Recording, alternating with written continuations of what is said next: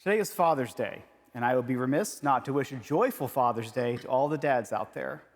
Our gospel passage seems an especially poor fit for Father's Day, with sons and fathers turning on each other, but I'm going to count this as a God moment because the holiday this year gives me an avenue for discussing a challenging and difficult gospel passage. A few weeks ago, I was sitting at breakfast with my wife. We were home for a few days in between trips, and I was taking the moment to check up on some email, and something strange caught my eye. It was a promotional email from one of my favorite sock companies. And yes, I'm aware that nothing screams middle age louder than having not only a favorite sock company, which I have, but also an entire tier list of sock companies, which I most definitely also have. The email was an offer for me to opt out of unwanted Father's Day promotional emails. See, every holiday, no matter the size or scale, is an opportunity for us to consider the timeless question, namely, what kind of socks should be purchased for others, for ourselves, for both, and Father's Day is no exception. But, the email read, Father's Day can be an especially difficult time for some, and so this company was giving me the chance, or the ability to opt out of their incoming marketing blitz. Now, before any of you asks, yes, there was also a marketing blitz for Mother's Day, but no, there was not an opt-out for that. I leave it to you all to ponder the deeper ethical, theological, and economic implications of that difference. So it seems to me that we don't really need Jesus' help in straining family relations, or relations in general. While I was thinking about the many valid reasons why someone would opt out of emails that mention Father's Day, my mind wandered to all the various causes and reasons that people find to cut each other out of their lives. Worthy reasons exist, sure, but it seems to me increasingly politics and pettiness have the general sway of things. It's this business of cutting things out of our lives that brings me back to our gospel for today. It is, as I said, a difficult and challenging passage. Quote, "Do not think that I have come to bring the peace to the earth. I have not come to bring peace, but a sword." End quote. Whatever happened to our wonderful counselor? Where's our Prince of Peace? Did Isaiah have the wrong guy in mind? What are we to make of this Jesus? I think putting this passage in context can help us.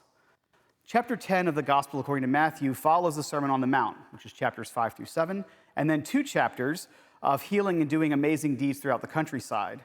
At the end of chapter 9, Jesus looks out and he sees the crowds and he gets a little upset, for he saw them as being mistreated like sheep without a shepherd. Quote, "The harvest is plentiful, but the laborers are few." So Jesus sent out some laborers, namely his disciples. In the present chapter, Jesus has prepared to send his disciples, giving them the ability to perform works of power, like healing, resurrections, exorcisms, and other things like Jesus could do. But their primary job was to proclaim the good news, the gospel. The kingdom of heaven has come near. Our passage for today picks up in the middle of Jesus' warning to his disciples. Not everyone will welcome the good news or the signs of power. Not everyone welcomed Christ. And it is enough for the disciple to be like the teacher and the slave like the master, he says. We know, and the first century audience of this gospel knew, what fate ultimately befell Christ and his disciples. So these are not empty words. They're literary prolepsis.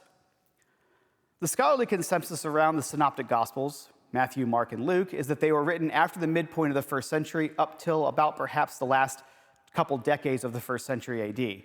They're composed from many sources, some of which were oral or written record of what Jesus actually said. Sources aside, these books were written at a time, in a place, and for an audience. The life of first century Christians was not a good one. Christians were a minority even among the Semitic peoples on the far remote eastern edge of the largest political empire the world had ever seen. Unrest and revolt between those two groups led to the First Jewish-Roman War, which in 70 AD brought about the destruction of the Second Temple. These events would be fresh in the mind of the people listening to this gospel in the first century. The time, place, and intended audience have led some people to conclude that these words were maybe not Christ's own, but put into his mouth by the authors of Matthew. And that's certainly possible, and maybe even plausible, given human nature. I don't think we need to go that far, nor do I think that an attempt to sweep this passage under the rug of, my Jesus wouldn't say that, does us any good.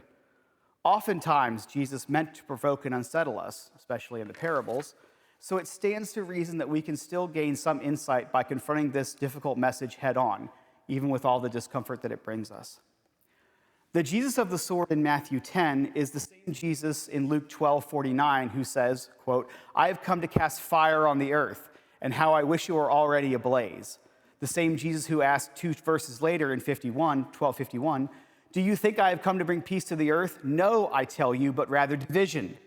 He then proceeds to explain how households will be divided and turn on each other, reminiscent of our passage from Matthew, both of which echo Micah 7, verse 6. For the son treats his father with contempt, and the daughter rises up against her mother, and the daughter-in-law against her mother-in-law. Your enemies are members of your own household. The image of blazing fire seems to fit the core message maybe a little better than a sword. But Christ is not coming simply to destroy and rain chaos. He does not, for the record, simply want to watch the world burn. Nor, as one might claim with a bent reading of Matthew 10, is Christ advocating war by referencing the sword and denying peace. There is no braggadocious machismo in the craftsman from Nazareth. Jesus is coming, as Eugene Peterson's The Message translation puts it, to turn everything right side up. We have to remember how much of Christ's message was countercultural.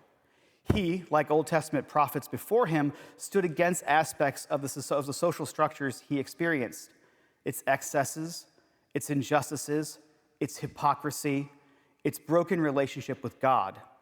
Like these prophets, he called for radical reform.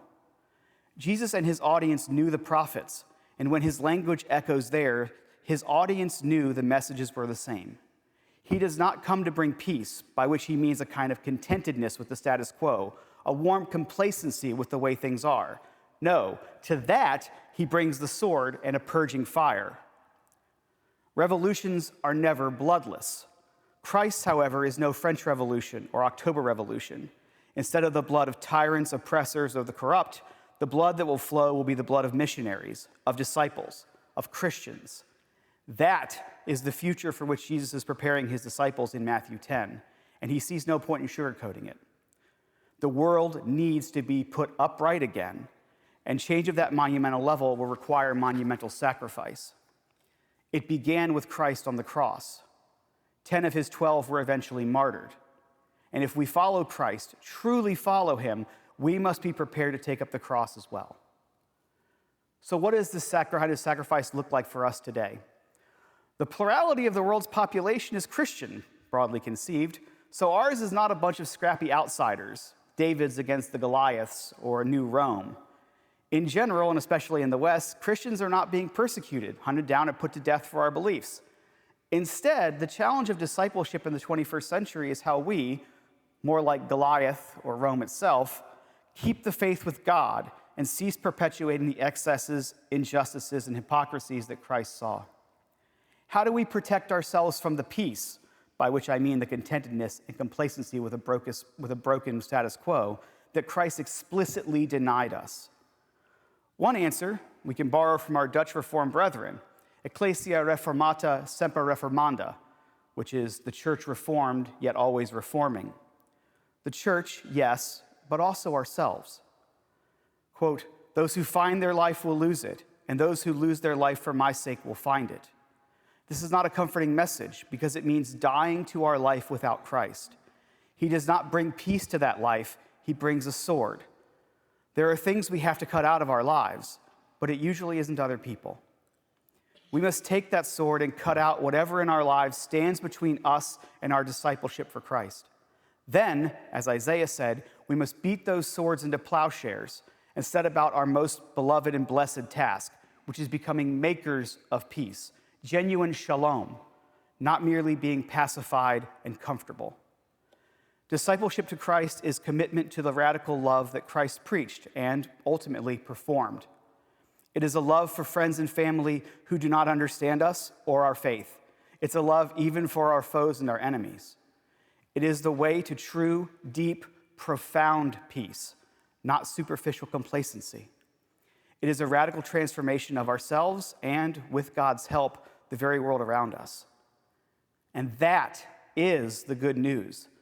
The kingdom of heaven has come near. So, while you might choose to opt out of Father's Day sock promotions, I hope you'll opt in for the Father. And while you're there, like and subscribe to God's Kingdom. The harvest is plentiful, my friends, but the laborers are few. Amen. Amen.